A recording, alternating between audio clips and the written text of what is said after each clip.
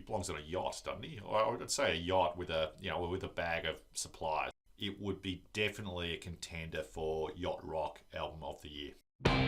I'm pleasantly surprised at how good this album is. I mean, all the critics have come out, and I haven't seen anything less than kind of four stars, and I'm kind of tending to agree with that. But my only wish for this album was, and I don't say this often, is that no singles were dropped beforehand. I mean, he's kind of released 4 of the 8 tracks already, which is great, which includes, of course, the song that was on his greatest hits that was released. But there's just part of me that wishes I could have listened to this start to finish without hearing any of the tracks. But that said, mate, I'm not disappointed at all. I mean, the opening track coming in at 9 minutes is absolutely stellar, except for that last minute where the strings are quite ear-piercing, mate. I don't know what your thoughts on there, but I think he really hits the nail with classical Father John Misty going from these big epic songs to the more quiet piano cabaret kind of stuff. It's a good mix, something for everyone.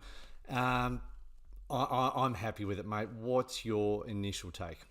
Do you know what? Like, it's actually interesting you say that there wasn't singles actually released, but there was actually 4 of the songs. Like, it's what's a single these days? Like, and like, why don't artists actually release the whole album in one go? Like, I don't see necessarily the point. Like, is Father John Misty really going to have a hit song anymore? Is it like, isn't the whole element of surprise one of the things you look forward to an album? Yeah, I think it's a really good conversation. I think the point is it's the record companies that want to start drip feeding what's about to happen, which, I mean, it's exciting, gets people talking. I mean, when Screamland was kind of dropped, all the comments were basically saying, look what's just dropped, can't wait for the album released on 22nd of November. So it starts to build up the hype. But from a listening point of view, I would much rather him out of the blue just going, right, here you go, here's my new album, 8 tracks, what do you think? And I would have been track 7, which is still one of my favourite tracks off the album. That would have been an absolute gem to find, but you already knew it was coming. The only thing that I kind of thought was it might have been remixed differently off the album, but it was exactly like the song that I'd already heard. So I don't know, that's my only kind of not negative thing, but kind of wish that I had for this particular album.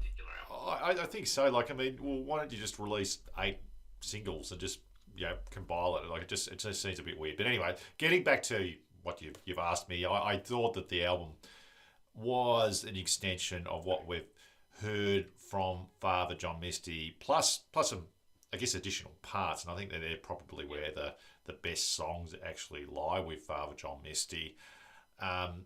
So you have these sort of very grandiose types of songs, which are Mahashmashana. That reminds me of almost a wall of sound type of a record that maybe George Harrison would produce, in his early days. You had a lot of songs like that, which I think were a continuation of the previous record. The previous album had a lot of that. That was effectively the focus of the previous record. But I think the elements here that I think most people are going to be most buzzed about are, She Cleans Up. Oh, how good is that song? How good. It's made my top 24, mate. That is an absolute belter of a song. Let's hands down, probably the best off the album. That's so good. I would have thought so. And that's where, do you know what? He's taking a couple of risks. He's taken some risks. You see him doing this. Yeah, it's an extension of him. It's almost like, I mean, he's a man of the old ways, isn't he? Yeah. He's a man of the old ways. He loves making songs that feel like you're in about 1971.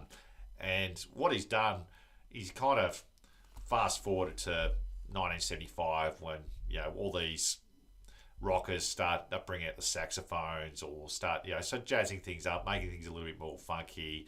Yeah, he's doing that, doing what his heroes were doing, and he does it really well. I actually thought it was a joy to listen to, and he's a man of contradictions. Like, he is somebody who comes across as being quite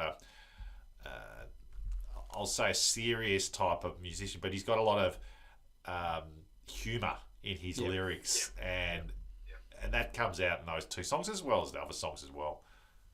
Yeah, I would definitely agree, mate. I think from She Cleans Up, the first four tracks are particular highlights for me. I mean, Josh Tillman and the Accidental Dose, then followed on by Mental Health. I don't know. I think it's a really solid album, mate. My only wish, like I keep mentioning, was that it just could have been dropped as one album, and I think it would have even got critics frothing even more, mate. But if we're going to talk about giving it a mark out of 5 and a particular highlights, where are you camped on here, mate? I would be saying probably 4. It would be definitely a contender for Yacht Rock Album of the Year. What do you reckon? Yeah, I'm going to go 4.5. When I initially listened to it, I kind of thought, like a few reviewers did, it's a little bit mishmash and a little bit same, but I'm going to go 4.5. I can't see what else he can kind of do on an album that's going to be better than this. I would say this is kind of a follow-up album.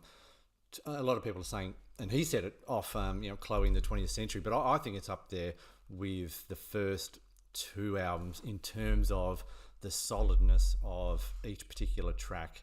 And after a few listens, the actual flow from start to finish, I think it works really well. So, Mr. Josh Tillman, I'm going to give you 4.5. It's not often that I do on the show, mate. So, there you go. Let us know what you think of the new album. Give us your thoughts. Let us know.